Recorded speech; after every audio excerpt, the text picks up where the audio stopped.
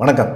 தஞ்சாவூருக்கு தொகுதினாலே பார்த்தீங்கன்னா, பரபரப்பா தான் இருந்துகிட்டே இருக்கும். தஞ்சாவூர் தொகுதி திமுக வேட்பாளர் அப்படின்னு சொன்னா சன் ராமநாதன். அவர் வந்து மேயரா இருந்து இப்ப ஏப்ரல் 6ஆம் தேதி மேயர் பதவிய ராஜினாமா பண்ணிட்டாரு. அவர் வந்து இப்ப எம்எல்ஏ திமுக கேண்டிடேட்டா இருக்கிறார். திமுக கேண்டிடேட்ல வந்து பார்த்தீங்கன்னா, 5கும் பூபதியும் வந்து போராடினாங்க. ஆனா பார்த்தீங்கன்னா, சன் ராமநாதனுக்கு திமுக தலைமையோட ஒரு நெருங்கின தொடர்பு இருக்கு அப்படிங்கிறனால, சன் ராமநாதன் குடுத்துட்டாங்க. இப்ப சமீபத்தில துணை முதலமைச்சர் உதயநிதி கூட வந்து பிரச்சாரம் பண்ணும்போது கூட சன் ராமநாதன கிட்டத்தட்ட 1,00,000 வாக்கு வித்தியாசத்தில ஜெயிக்க வைக்கணும். எதிர்த்தாப்புல யார் போட்டி போடுறா? பாஜகவா? அப்போ கண்டிப்பாக ஜெயிச்சுக்குவார் அப்படிங்கிற மாதிரி சொன்னாங்க.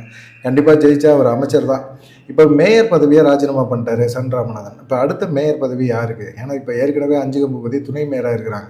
அவங்க வந்து இப்போ சீட்டும் கிடைக்கல. மேயர் பதவிக்கும் அவங்க ஆசைப்படுறாங்க. மேயர் பதவிக்காக கவுன்சிலரோட ஆலோசனை பண்ணுறாங்க.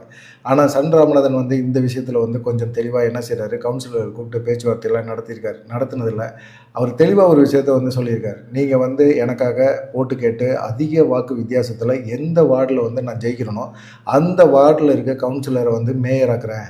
நான் வந்து திமுக மேல் இடத்துல பேசுகிறேன். இவங்க கட்சிக்காக உழைச்சிருக்காங்க. அதிக வாக்குகளை வந்து இந்த தொகுதியில் பெற்றிருக்கோம் அப்படின்னு சொல்லி புள்ளி ஒரு கணக்கோடு பேசினா திமுக தலைமை ஏற்றுக்கும் அப்படின்னு சொல்லி கவுன்சிலர்கிட்ட ஒரு ஆலோசனை பண்ணியிருக்காரு அப்படின்னு சொல்கிறாங்க. இது 5கம் பூபதிக்கு மிகப்பெரிய ஒரு அதிர்ச்சியாக இருக்குது.